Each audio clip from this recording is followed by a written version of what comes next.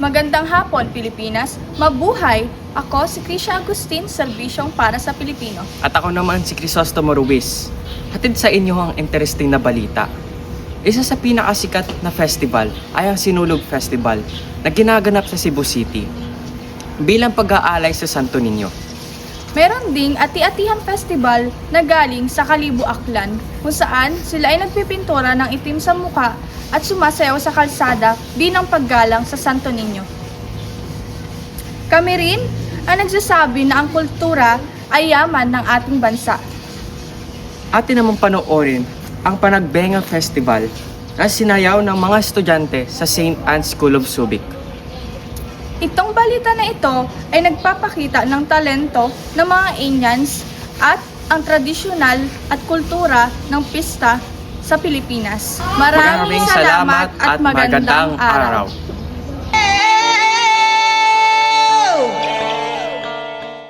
Una, kaya. Una, kaya. Ay! Una, kaya. Ay! Una, kaya. Ay!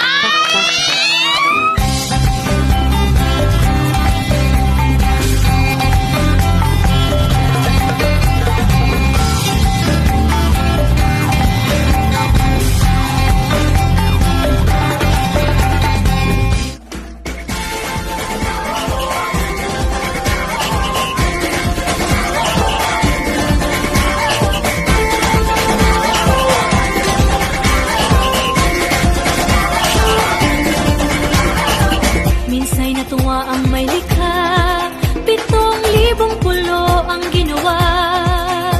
Mga hiyas na inilatag sa malasutlang dagat. At ang bayan niyang pinili, nasa dulo ng bahaghari. Kaya 1,000 kulay nang aakit kumakaway. Piliin mo rin ang Pilipinas, kapulo ang kwintas ng pelas. Piliin mo, yakapin mo, kayamanan niyang likas. Piliin mo ang Pilipinas.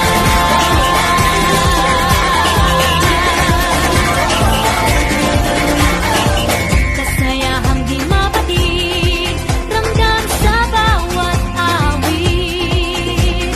Sa masisiglang indah, mga puso'y lumilipad. Piliin mo ang Pilipinas, kapulo ang kwintas ng pelas. Piliin mo, yakapin mo, kayamanan niyang likas. Piliin mo ang Pilipinas.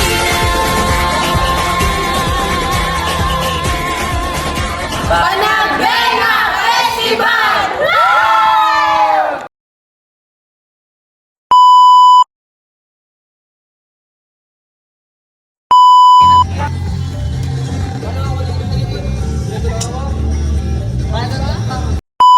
Maraming salamat at magandang araw. Sa inyo po ang GMA News.